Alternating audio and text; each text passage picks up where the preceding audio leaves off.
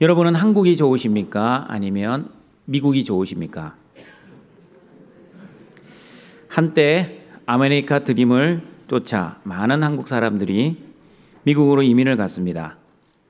그런데 요즘은 이민 갔던 한국 사람들이 고국이 그리워 다시 한국으로 역이민을 많이 온다고 합니다. 노년에는 병원에 갈 일이 많아지기 때문에 미국보다 의료제도가 잘 되어 있는 한국이 살기가 좋다고 합니다. 그러면 여러분은 한국이 좋습니까? 아니면 천국이 좋습니까? 저는 아직 가보지 않았지만 믿음으로 한국보다 더 좋은, 아니 비교할 수 없을 정도로 좋은 천국을 선택하겠습니다. 여러분, 천국이 왜 좋은 곳입니까? 내가 원하는 것을 마음껏 할 수 있어서 천국입니까? 내가 먹고 싶은 음식이 가득하고 내가 가지고 싶은 것을 다 가질 수 있어서 천국입니까? 그렇지 않습니다. 어느 성도가 저에게 말했습니다. 목사님, 저는 골프를 너무 좋아합니다. 만약 천국에 가서 골프를 못 친다면 천국은 저에게 천국이 아니라 지옥입니다. 여러분, 천국이 천국인 이유는 내가 하고 싶은 것을 다 할 수 있어서 천국이 아니라 그곳에 나의 하나님이 계시기 때문입니다. 지옥이 지옥인 이유는 내가 하고 싶은 것을 할 수 없어서가 아니라 그곳에 나의 하나님이 안 계시기 때문입니다. 오늘은 부활주일입니다. 예수님이 십자가 죽음을 맞이하셨지만 죽음으로 끝난 것이 아니라 3일 만에 부활하셨습니다. 예수님이 부활하셨기에 저와 여러분도 죽음으로 끝나는 존재가 아니라 반드시 부활할 것입니다. 그러므로 오늘은 성경에서 말씀하는 죽음이 무엇인지, 그리고 부활의 소망을 가진 성도가 어떻게 살아야 하는지 하나님의 말씀을 듣고자 합니다. 성경에서 말씀하는 죽음이 무엇인지 고린도전서 15장 55절 56절 말씀은 이렇게 말씀합니다. 같이 읽어봅니다. 사망아, 너의 승리가 어디 있느냐? 사망아, 내가 쏘는 것이 어디 있느냐? 사망이 쏘는 것은 죄요, 죄의 권능은 율법이라. 모든 사람은 죽습니다. 죽음을 피해갈 수 있는 사람은 아무도 없습니다. 그러면 여러분, 죽음은 자연스럽습니까? 아니면 자연스럽지 않습니까? 모든 사람이 죽기 때문에 죽음은 자연스럽게 보입니다. 그러나 성경은 분명히 말씀합니다. 죽음은 자연스러운 것이 아니라 죄 때문에 들어온 비자연스러운 것이라고 말씀합니다. 고린도전서 15장 56절에서도 사망이 쏘는 것은 죄요, 죄의 권능은 율법이라고 말씀합니다. 율법은 거룩하고 선하고 의롭습니다. 그러나 율법을 온전히 지킬 수 있는 사람은 한 명도 없습니다. 그러므로 사람은 율법 앞에만 서면 죄인으로 드러납니다. 그러므로 죄는 항상 율법을 통해 사람을 정죄합니다. 그러면 죄를 지은 사람은 어떻게 됩니까? 죄의 결과는 죽음입니다. 그러므로 사망이 쏘는 것은 죄입니다. 죄가 원인이 되어 사망이라는 결과를 낳았다는 뜻입니다. 로마서 5장 12절에서도 죄의 결과는 사망이라고 정확하게 말씀합니다. 같이 읽어봅니다. 그러므로 한 사람으로 말미암아 죄가 세상에 들어오고 죄로 말미암아 사망이 들어왔나니 이와 같이 모든 사람이 죄를 지었으므로 사망이 모든 사람에게 이르렀느니라. 한 사람 아담이 죄를 지어 사망이 들어왔고 저와 여러분도 죄를 지어 사망을 피해갈 수 없게 되었습니다. 그러나 여러분, 오해하지 마십시오. 저와 여러분이 죽는 것은 아담의 죄 때문이 아니라 저와 여러분이 지은 죄 때문에 죽는 것입니다. 나는 죄를 하나도 안 지었는데 아담이 죄를 지었기 때문에 내가 죽는다고 생각해서는 안 될 것입니다. 그러므로 죽음을 생각하면 알 수 있는 세 가지가 있습니다. 첫 번째, 누구나 한 번은 가는 길입니다. 한 번 태어나면 한 번 죽는 것이 죄를 범한 사람의 정해진 이치가 되었습니다. 두 번째, 아무것도 가져가지 못하는 길입니다. 아무리 많은 재산을 모아놓아도 한 푼도 가져가지 못할 것입니다. 세 번째, 아무도 함께 가주지 못하는 길입니다. 아무리 사랑하는 가족이 먼저 천국으로 떠나도 함께 떠날 수도 없고 함께 떠나서도 안 됩니다. 그리고 여러분, 죽음을 생각하면 알 수 없는 세 가지도 있습니다. 첫 번째, 언제 죽을지 아무도 모릅니다. 생명의 주인 되신 예수님이 저와 여러분을 언제 불러가실지는 아무도 모릅니다. 언제 불러갈지 아무도 모른다는 말은 내 생명의 주인 되신 예수님이 언제라도 부르실 수 있다는 뜻입니다. 오늘이라도 부를 수 있고 내일에도 부르실 수 있습니다. 10년 뒤에 부르실지, 30년 뒤에 부르실지, 아니 50년 뒤에 부르실지 아무도 모르지만 그러나 언젠간 반드시 부르실 날이 있을 것입니다. 두 번째, 어디서 부르실지 아무도 모릅니다. 집에서 자다가 부르실지, 병원에서 부르실지, 아니면 차를 타고 가다가 부르실지 아무도 모릅니다. 세 번째, 어떻게 죽을지도 아무도 모릅니다. 질병으로 죽을지, 사고로 죽을지, 아니면 노안으로 죽을지 아무도 모릅니다. 이렇게 죽음을 생각하면 모르는 것도 있고 분명히 아는 것도 있습니다.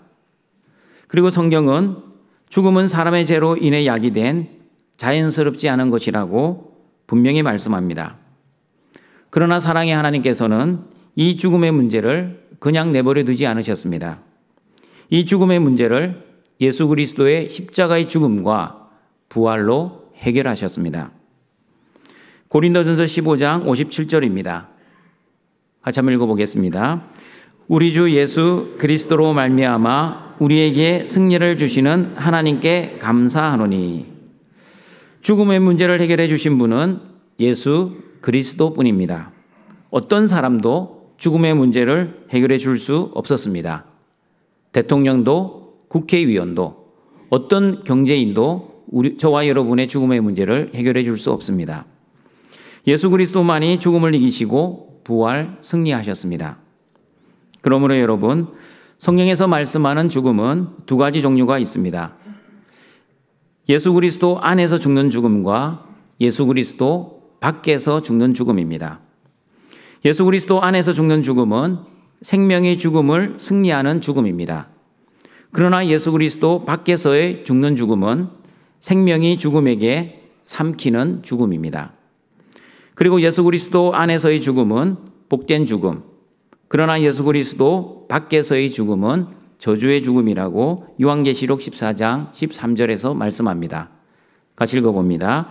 또 내가 들으니 하늘에서 음성이 나서 이르되 기록하라. 지금 이후로 주 안에서 죽는 자들은 복이 있도다 하시매 성령이 이르시되 그러하다. 그들이 수고를 그치고 쉬리니 이는 그들의 행한 일이 따름이라 하시더라. 예수님 안에서 죽으면 왜 복된 죽음입니까? 수고를 그치고 영원한 안식으로 들어가기 때문입니다. 영원한 생명을 누리기 때문입니다. 아버지 하나님과 영원히 함께 거하기 때문입니다. 더 이상 눈물도 없고 아픔도 없고 애통하는 것도 없고 심지어 사망도 없는 영원한 행복으로 들어가기 때문입니다. 예수님께서도 요한복음 11장 25, 26절 말씀에서 나는 부활이요 생명이니 나를 믿는 자는 죽어도 살겠고 무릇 살아서 나를 믿는 자는 영원히 죽지 아니한다고 말씀하셨습니다. 같이 읽어봅니다. 예수께서 이르시되 나는 부활이요 생명이니 나를 믿는 자는 죽어도 살겠고 무릇 살아서 나를 믿는 자는 영원히 죽지 아니하리니 이것을 내가 믿느냐. 예수님 안에서 죽으면 죽어도 죽음으로 끝나지 않고 죽음에서 다시 살아나 영원히 죽지 아니한다는 것을 여러분은 믿으십니까? 이 믿음이 바로 부활 소망의 믿음입니다. 기독교의 핵심 진리이자 복음의 핵심 내용입니다. 그리고 예수 그리스도 안에서의 죽음은 죽음의 종로를 내서 자유하는 죽음입니다. 히브리서 2장 14절 15절입니다. 같이 읽어보겠습니다. 자녀들은 혈과 육에 속하였음에 그도 또한 같은 모양으로 혈과 육을 함께 지니심은 죽음을 통하여 죽음의 세력을 잡은 자 곧 마귀를 멸하시며 또 죽기를 무서워함으로 한평생 매어 종노릇 하는 모든 자들을 놓아주려 하심이니. 지금도 여러분, 예수 그리스도 밖에 있는 사람들은 죽음을 무척 두려워합니다. 왜 죽음을 두려워합니까? 죽음의 세력 잡은 자 마귀의 시험에 놀아나고 있기 때문입니다. 마귀의 통치 수단은 죽음입니다. 사탄은 인류의 조상 아담과 하와에게 나타나 선악을 알게 하는 나무의 실과를 먹으면 하나님처럼 될 거야. 이제부터 너가 선과 악을 판단하며 살아야지. 왜 하나님 뜻대로 사니? 너가 너 인생의 주인이 되어야지. 왜 하나님을 주인으로 모시고 사니? 너의 인생 너가 주인이니 너 마음대로 내 뜻대로 한번 살아봐. 이 사탄의 속임수에 넘어간 아담과 하와는 죄를 범하고 말았습니다. 그 죄의 결과로 죽음이 이 세상에 들어왔습니다. 그 죄의 싹은 사망이 되었습니다. 그러나 하나님은 사망을 내버려 두지 아니하시고 예수 그리스도 안에 있는 하나님의 선물인 영생을 선물해 주셨습니다. 아담과 하와를 유혹했던 그 사탄은 지금도 여전히 저와 여러분을 미혹합니다. 예수 그리스도 안에 있는 영생을 바라보지 못하고 현실의 문제와 현실의 상황을 바라보며 부활의 소망을 가지지 못하게 유혹을 하고 있습니다.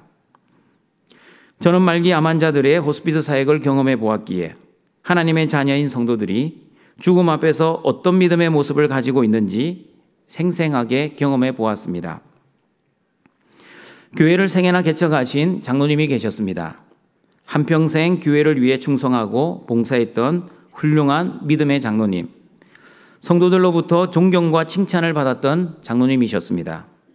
그러나 교인들의 칭찬과 존경은 말기암에 걸리기 전까지였습니다. 말기암에 걸리자 장로님은 교인들이 수군거리는 소문을 들었습니다.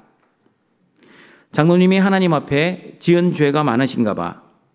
교회에서 볼 때는 너무나 신실하시고 믿음이 좋아 보이셨는데 장로님이 하나님 앞에 무슨 죄를 많이 지었길래 하나님이 암이라는 벌을 내리셨을까? 교인들이 이렇게 수군거리기 시작했습니다. 그리고 장로님 스스로도 하나님 앞에 이렇게 생각했습니다. 하나님, 저처럼 하나님과 교회를 위해 헌신하고 충성한 사람이 어디 있습니까?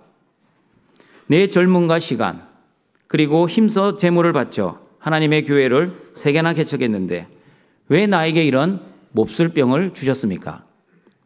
하나님께 대한 원망과 불평이 하늘을 찌르는 듯 보였습니다. 결국에는 예배도 거부하시고 기도도 거부하셨습니다. 장로님은 이렇게 생각하셨습니다. 예수님을 잘 믿으면 건강하게 장수하시다가 집에서 주무시다가 천국 가신다고 확신하셨습니다. 그런데 현실은 말기암입니다. 그리고 치료가 되지 않았습니다. 곧 죽음을 맞이한다고 생각하시니 죽음이 무섭고 두려워 밤에 전깃불도 끄지 못하게 하셨습니다. 등촌가족 여러분, 예수 그리스도 안에서 죽음을 바라보지 않으면 이 장로님처럼 저와 여러분도 죽음 앞에 설 때 성경에서 말씀하는 죽음, 믿음으로 죽음을 바라보지 않고 인간의 눈으로 죽음을 바라보며 죽음을 두려워하며 무서워하게 될 것입니다. 인간의 눈으로 죽음을 바라보면 죽음은 가장 큰 슬픔이요, 가장 큰 아픔이요, 가장 큰 고통입니다. 그리고 다시는 만나지 못하는 영원한 이별입니다. 그러나 믿음의 눈으로 죽음을 바라보면 하나님을 대면하여 만나는 은혜의 시간이요, 하나님 아버지의 집으로 돌아가는 시간이요, 하나님과 함께 거하면서 영원한 생명과 영원한 안식을 누리는 시간입니다. 이 땅에서 누리는 천국이 완성되는 시간이요, 예수 그리스도를 통한 구원이 완성되는 시간입니다. 그러므로 죽음은 끝이 아니라 하나님 나라로 들어가는 하나의 과정에 불과합니다. 영원한 기쁨과 즐거움으로 들어가는 과정이요, 영원히 죽지 않는 곳으로 들어가는 과정입니다. 그러나 사탄은 죽음을 믿음의 눈으로 보지 못하게 하고 인간적인 눈으로만 보게 하여 죽음을 무섭게 만들고 죽음을 두렵게 만들어 죽음을 하나님의 심판과 저주로 생각하게 합니다. 등촌가족 여러분, 여러분에게 물어봅니다. 죽음이 하나님의 저주입니까? 아니면 하나님의 복입니까? 죽음 자체는 복도 아니고 저주도 아닙니다. 예수 그리스도 안에서 죽으면 천국에 이사가는 하나님의 복입니다. 그러나 예수 그리스도 밖에서 죽으면 지옥에 가는 하나님의 저주입니다. 그러므로 여러분, 예수 그리스도 안에서 죽음을 바라보면 죽음으로부터 자유하며 살아갈 수 있습니다. 그러나 예수 그리스도 밖에서 죽음을 바라보면 여전히 죽음의 종로로 타며 살아갈 것입니다. 마귀의 시험을 받아 죽음의 종로로 타면 예수님을 믿음에도 불구하고 죽음을 여전히 두려워하며 무서워하며 또한 싫어하며 마치 목할 때를 가는 것처럼 죽음을 부정적으로만 생각할 것입니다. 성도의 죽음임에도 불구하고 죽음을 하나님의 저주와 하나님의 심판이라고만 생각할 것입니다. 하나님의 자녀임에도 불구하고 죽음 앞에서 자신이 살아온 과거의 행위를 바라보며 구원의 확신도 하지 못할 것입니다. 그러나 예수 그리스도 안에서 죽음으로부터 자유하는 성도들은 오늘 죽음이 온다 할지라도 죽음을 두려워하거나 무서워하지 않습니다. 물론 사랑하는 가족들과 헤어지는 아픔이 있는 것은 사실이지만 사랑하는 가족들과 언젠가 천국에서 다시 만날 날을 소망하며 아름답게 죽음을 준비하며 죽음을 맞이할 것입니다. 로마서 8장 1절과 2절의 말씀처럼 예수 그리스도 안에서 결코 정죄함을 가지지 않고 죄에서 자유하며 죽음에서 자유하며 예수 그리스도 안에 있는 생명을 누리며 살아갈 것입니다. 같이 한번 읽어보겠습니다.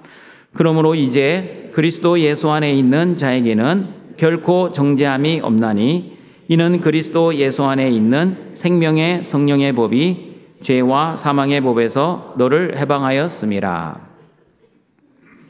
저와 여러분이 지은 모든 죄를 용서해 주신 예수 그리스도의 십자가의 은혜에 늘 감사하며 살아가시기를 바랍니다. 그리고 죄의 결과인 사망의 자리에서 생명의 자리로, 멸망의 자리에서 영생의 자리로 옮겨주신 예수 그리스도의 십자가 은혜에 늘 기뻐하며 살아가시길 바랍니다. 고린도전서 15장은 부활장입니다. 바울은 고린도전서 15장을 시작하면서 예수 그리스도가 우리 죄를 위해 죽으시고 장사 지낸 바 되었다가 성경대로 사흘 만에 다시 살아나셨다고 말씀합니다. 그런데 어떤 사람들이 어떻게 죽은 자가 다시 살아날 수 있겠느냐며 부활은 있을 수 없는 일이라고 말을 하였습니다. 과학적으로 증명되지도 않고 상식적이지도 않는 부활에 대해 바울은 이렇게 말을 하였습니다. 만약 죽은 자의 부활이 없다면 그리스도께서도 다시 살아나지 못하셨을 것이다. 만약 그리스도가 다시 살아나지 못하셨다면 지금 우리가 전파하는 것도 헛것이요 우리의 믿음도 다 헛것이다. 그리고 우리가 죄를 용서받지 못한 채로 여전히 죄 가운데 살아가고 있을 것이다. 그러므로 여러분, 만약 죽은 자의 부활이 없다면 기독교의 진리와 믿음은 한순간에 무너집니다. 예수님이 부활하시지도 않았는데 부활하셨다는 거짓말에 속아 지금까지 2000년 동안 수많은 사람들이 자신들의 목숨을 버렸고 자신들의 시간과 삶을 바쳤습니다. 저 같은 목사들은 신학 공부까지 하면서 거짓 믿음을 배웠고 그리고 배운 그 거짓말을 지금 이 강대상에서도 여러분에게 뻔뻔하게 전하고 있습니다. 그러나 여러분, 저는 확신합니다. 예수님은 십자가에서 죽으시고 3일 만에 부활하셨습니다. 그리고 저와 여러분도 언젠가 죽음을 맞이하겠지만 죽음이 끝이 아니라 부활할 것을 믿습니다. 이 믿음은 자기 확신이나 자기 체면이 아닙니다. 하나님이 저에게 주신 믿음입니다. 하나님의 선물로 주신 믿음의 확신으로 죽음이 끝이 아니라 영원한 생명을 누리기 위해 천국으로 이사갈 것을 믿습니다. 그러므로 여러분, 부활 소망을 가진 저와 여러분은 어떻게 살아야 합니까? 어떻게 살아야 하는지 고린도전서 15장 58절을 같이 읽어보겠습니다. 그러므로 내 사랑하는 형제들아 견실하며 흔들리지 말고 항상 주의 일에 더욱 힘쓰는 자들이 되라. 이는 너희 수고가 주 안에서 헛되지 않은 줄 알미라. 그러므로 내 사랑하는 형제들아, 다시 말하면 그러므로 죽음이 끝이 아니라 다시 살아날 것을 믿는 부활 소망을 가진 내 사랑하는 형제들아, 견실하며 흔들리지 말고 항상 주의 일에 더욱 힘쓰는 자들이 되라. 이는 너희 수고가 주 안에서 헛되지 않은 줄 알미라. 그러므로 여러분, 부활 소망을 가진 성도는 첫 번째, 견실하며 흔들리지 않고 살아야 합니다. 사실 여러분, 아무리 믿음이 좋은 성도라 할지라도 죽음 앞에 서면 흔들릴 수 있습니다. 믿음이 흔들릴 수도 있고 구원의 확신이 흔들릴 수도 있습니다. 육신의 몸을 가진 죄인들이 죽음 앞에서 흔들리는 것은 어떻게 보면 지극히 정상적입니다. 죽음이 두렵고 무서운 것은 죽으면 천국 간다는 믿음이 없거나 믿음이 약해서만이 아닙니다. 죽음이 두렵고 무서운 이유는 자신이 최선을 다해 살아온 인생의 모든 것을 잃어버린다는 상실감이 있기 때문입니다. 자신의 모든 노력이 물거품으로 돌아간다는 좌절감도 있습니다. 그리고 사랑하는 가족을 남겨두고 먼저 떠난다는 안타까움도 있습니다. 그리고 죽음이 두렵고 무서운 또 다른 이유는 죽음의 진행 과정에서 올 고통과 아픔 때문입니다. 특별히 질병으로 죽음을 맞이하는 분들은 질병이 주는 고통이 상당합니다. 먹지 못하고 자지 못하고 극심한 통증으로 힘든 시간을 견뎌야 한다는 두려움을 가질 수 있습니다. 사랑하는 가족들을 질병으로 떠나보낸 경험이 있는 사람들, 다시 말하면 간접 경험이 있는 분들은 자신의 죽음 앞에서 죽음의 고통을 더 두려워하는 것을 보았습니다. 가끔씩 성도들이 저에게 질문합니다. 목사님은 죽어보지도 않았는데 어떻게 부활하여 천국에 들어갈 것을 그렇게 확신합니까? 이 질문을 받으면 저는 꼭 이렇게 답을 해드립니다. 맞습니다, 성도님. 저는 죽어보지 않아서 천국을 가보았거나 직접 눈으로 본 것도 아닙니다. 그럼에도 불구하고 저는 죽으면 부활하여 천국에 들어간다는 사실을 전혀 의심하지 않습니다. 왜냐하면 이 믿음은 내가 결심하거나 노력하거나 믿어준 것이 아니라 하나님이 저에게 선물로 주신 믿음이기 때문입니다. 저의 이 믿음은 하나님이 저에게 은혜로 주신 믿음, 믿고 싶지 않아도 믿어지는 이상한 믿음입니다. 히브리서 11장 1절을 보시면 믿음은 바라는 것들의 실상이요 보이지 않는 것들의 증거라고 말씀합니다. 그러므로 직접 눈으로 보고 경험하여 믿는 것은 성경이 말씀하는 믿음이 아닙니다. 그것은 그냥 사실입니다. 믿음은 내가 보지 않았는데도 불구하고 마치 보이는 것처럼 믿어지는 것이 성경이 말씀하는 하나님이 주시는 진짜 믿음입니다. 등촌가족 여러분, 천국의 비밀을 아는 것이 허락된 너희들은 보이지 않는 것을 믿을 수 있는 믿음의 선물을 하나님으로부터 받은 사람들입니다. 그러므로 너희들은 보는 것만 믿는 사람들이 아니라 보이지 않는 것도 믿음의 눈으로 보고 믿는 사람들입니다. 그러나 천국의 비밀을 아는 것이 허락되지 않는 그들은 하나님이 주시는 믿음이 없기에 보이는 것만 믿고 경험한 것만 믿는 사람들입니다. 그러므로 그들은 하나님이 주시는 믿음이 없기에 눈으로 보이고 과학적으로 증명된 사실들만 믿을 것입니다. 그러므로 천국의 비밀을 아는 것이 허락된 등촌가족 여러분, 저와 여러분도 죽음 앞에 서면 일시적으로 흔들릴 수 있습니다. 두려워할 수도 있습니다. 때로는 죽음이 무섭고 슬프고 고통스럽기도 합니다. 그러나 사탄이 주는 시험은 곧 사라질 것입니다. 죽음의 두려움과 무서움도 금방 사라질 것입니다. 왜냐하면 저와 여러분 안에는 예수 그리스도가 주시는 흔들리지 않는 견실한 믿음이 있기 때문입니다. 어떠한 죄를 지어도 예수 그리스도 안에 있으면 구원의 확신이 흔들리지 않는 믿음이 있기 때문입니다. 예수 그리스도 안에 있으면 죽음이 끝이 아니라 부활의 소망이 있다는 믿음이 있기 때문입니다. 그리고 예수 그리스도 안에 있으면 죽음은 저주가 아니라 복이라는 믿음이 있기 때문입니다. 그러므로 예수님이 주시는 믿음이 있는 하나님의 자녀들은 비록 죽음이라는 큰 슬픔과 고통 속에서도 죽음에서 승리를 주시는 하나님께 감사를 드릴 수 있습니다. 예수님이 주시는 믿음이 있는 성도들은 죽음이라는 큰 고난과 어려움 속에서도 신세를 한탄하지 않고 팔자를 타령하지 않고 부활의 소망을 주신 하나님께 영광을 돌리며 살아갈 수 있습니다. 그렇게 살았던 사람이 바로 바울이었습니다. 바울이 어떻게 견실한 믿음, 흔들리지 않는 믿음으로 살았는지 빌립보서 1장 20절 21절은 이렇게 말씀합니다. 같이 읽어보겠습니다. 나의 간절한 기대와 소망을 따라 아무 일이라든지 부끄러워하지 아니하고 지금도 전과 같이 온전히 담대하여 살든지 죽든지 내 몸에서 그리스도가 존귀하게 되게 하려 하나니 이는 내게 사는 것이 그리스도니 죽는 것도 유익함이라. 바울의 간절한 기대와 소망은 바울이 어떤 일을 해도 하나님 앞에서 부끄러운 사람이 되지 아니하고 예전이나 지금이나 항상 그리스도를 위해서 담대하게 살든지 죽든지 바울 자신의 삶을 통해 그리스도의 영광만을 드러내는 것이었습니다. 여러분, 바울이 왜 죽음을 두려워하지 않고 죽는 것도 유익하다고 고백하였습니까?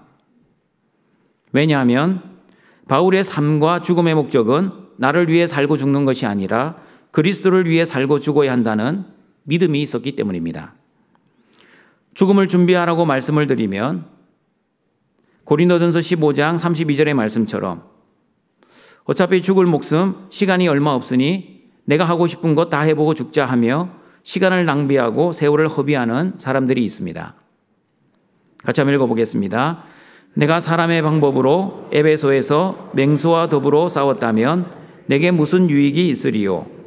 죽은 자가 다시 살아나지 못한다면 내일 죽을 터이니 먹고 마시자 하리라. 여러분은 생명의 주인 되신 예수님이 여러분의 생명을 내일 거두어 가시면 오늘 무슨 일을 하시겠습니까? 아무것도 하지 않고 신세 타령, 팔자 타령 하시겠습니까? 아니면 하나님을 원망하고 불평하시겠습니까? 등촌가족 여러분, 하나님이 오늘 저녁이라도 나의 생명을 불러가신다 할지라도 예수 그리스도의 십자가 은혜로 나를 구원해 주신 하나님의 은혜를 감사하며 사시기를 바랍니다. 천국의 비밀을 허락해 주신 그 크신 하나님의 사랑에 기뻐하며 살아가시길 바랍니다. 죽음이 끝이 아니라 부활 소망을 주신 예수 그리스도의 십자가의 은혜를 즐거워하시기를 바랍니다. 그리고 바울처럼 생명이 다하는 순간까지 내 몸에서 그리스도가 존귀하게 되기를 위해 그리스도가 주신 믿음으로 살고 그 믿음으로 죽음을 당당하게 맞이하시기를 바랍니다. 두 번째, 부활 소망을 가진 성도는 항상 주의 일에 더욱 힘쓰며 살아야 합니다. 고린도전서 15장 58절 말씀 다시 읽어보겠습니다. 그러므로 내 사랑하는 형제들아 견실하며 흔들리지 말고 항상 주의 일에 더욱 힘쓰는 자들이 되라. 이는 너희 수고가 주 안에서 헛되지 않은 줄 알미라. 그러므로 내 사랑하는 형제들아, 다시 말하면 그러므로 죽음이 끝이 아니라 다시 살아날 것을 믿는 부활의 소망을 가진 내 사랑하는 형제들아, 내일 죽음을 맞이한다 할지라도, 아니 오늘 저녁에 죽을지라도 시간을 낭비하거나 세월을 허비하지 말고 하나님이 주신 믿음으로 항상 주의 일에 더욱 충성하며 최선을 다하며 살아가면 너희 수고가 주 안에서 헛되지 않을 거야. 그러므로 여러분, 주의 일을 하는 것은 내가 건강할 때만, 내가 형통할 때만, 내가 잘 나갈 때만 하는 것이 아니라 내가 질병을 가지고 있어도, 내가 힘들 때도, 심지어 내가 실패한다 할지라도 어떤 경우라도 주님의 일에 항상 힘을 써야 합니다. 좋을 때, 기쁠 때, 성공할 때는 누구나 주의 일을 잘할 수 있습니다. 그러나 여러분, 나쁠 때, 슬플 때, 실패할 때는 주의 일을 하지 않아도 되는 것입니까?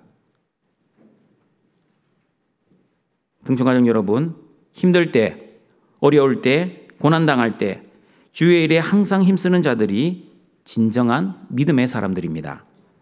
그러나 좋을 때, 기쁠 때, 성공할 때만 주의 일에 항상 힘쓰는 자들은 믿음의 사람이 아니라 뻔한 사람들입니다. 뻔한 사람들은 예측이 가능한 사람, 사람의 수가 읽히는 사람들입니다. 그러나 하나님이 주시는 믿음을 가진 사람은 예측이 불가능한 사람들입니다. 현실은 분명히 힘든데 얼굴에는 웃음이 넘칩니다. 고난의 현실 앞에서도 하나님을 원망하거나 불평하지 않습니다. 심지어 죽음 앞에서도 항상 기뻐하고 쉬지 말고 기도하고 범사에 감사를 드립니다. 죽음 앞에서도 목사님, 죽어봤자 천국이잖아요. 죽어도 죽는 것이 아니라 하나님 나라로 살러가는 것이니 너무 걱정하지 마세요.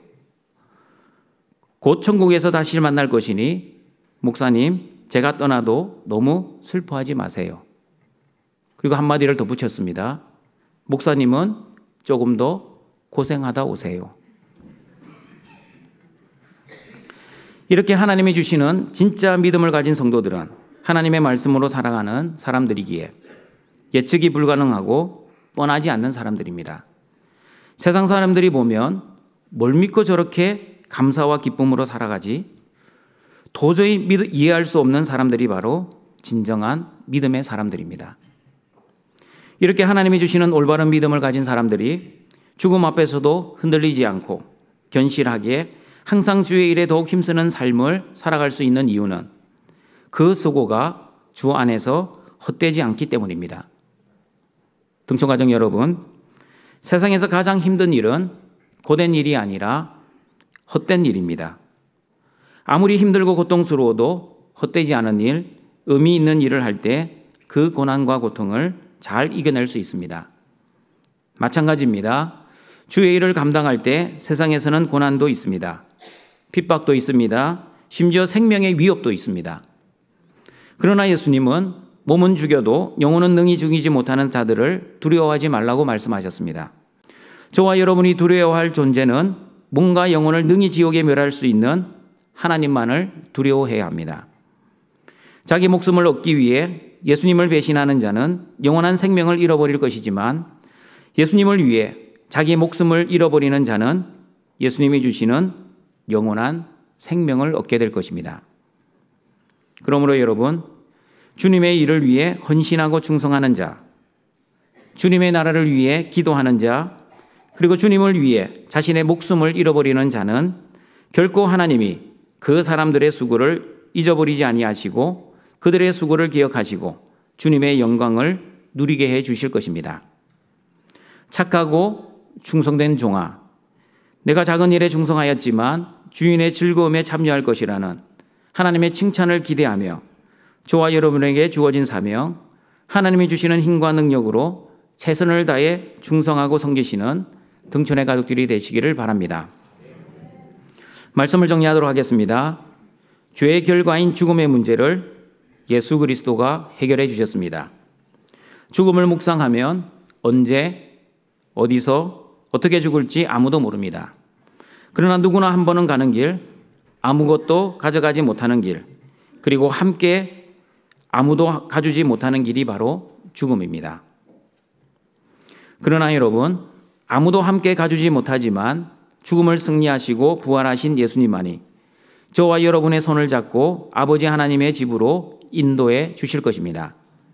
그러므로 예수 그리스도 안에서 믿음의 눈으로 죽음을 바라보면 죽음으로 끝나는 것이 아니라 죽음에서 부활하여 죽음에서 승리한 죽음, 영원한 안식과 영생으로 들어가는 복된 죽음, 그리고 죽기를 무서워하여 한평생 죽음의 종로를 하는 죽음에서 자유하는 죽음을 맞이하게 될 것입니다. 믿음의 눈으로 예수님 안에서 죽음을 바라보면 죽음은 하나님을 대면하여 직접 만나는 시간이요, 아버지 하나님의 집으로 돌아가는 시간이요, 하나님과 영원히 함께 거하는 영생과 안식의 시간입니다. 이 땅의 천국이 완성되는 시간이요, 예수 그리스도를 통한 구원이 완성되는 시간입니다. 그러나 사탄은 죽음을 믿음의 눈으로 보지 못하고 인간적인 눈으로 보게 하여 저와 여러분을 시험합니다. 죽음을 두려워하게 만들고 죽음을 무섭게 만들고 그리고 죽음을 하나님의 심판과 저주로 생각하게 합니다. 가장 큰 고통이요, 가장 큰 슬픔이요, 가장 큰 아픔이요, 그리고 다시 만나지 못하는 영원한 이별이라고 생각하게 합니다. 그러므로 부활 소망을 가진 저와 여러분은 마귀의 시험을 당한다 할지라도 이 부활의 믿음과 소망을 흔들리지 말고 죽음의 순간 앞에서도 견실하게 살아야 합니다. 그리고 항상 주의 일에 더욱 힘쓰며 살아야 합니다. 아무리 힘들고 고통스러워도 하나님 보시기에 의미 있는 일, 헛되지 않는 주의 일에 충성해야 합니다.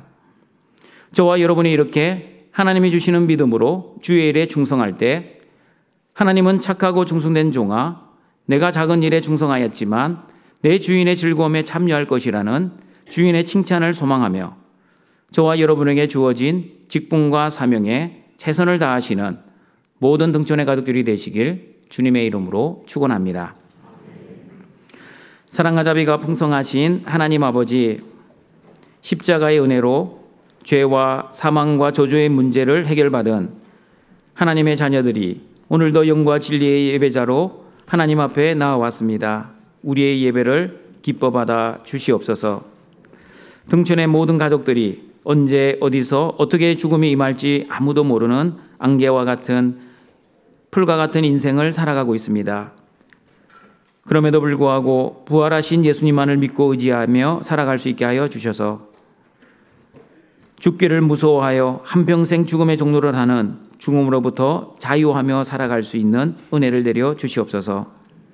그리고 등촌의 가족들 영원한 생명과 안식, 구원의 완성과 하나님을 직접 대면하는 은혜의 시간인 죽음을 소망하며 흔들리지 않고 견실한 믿음으로 살아갈 수 있게 하시고 또한 하나님이 주신 사명과 직분도 부활 소망을 가지고 최선을 다해 충성하며 살아갈 수 있도록 은혜를 내려 주시옵소서. 예수님의 이름으로 기도드립니다. 아멘.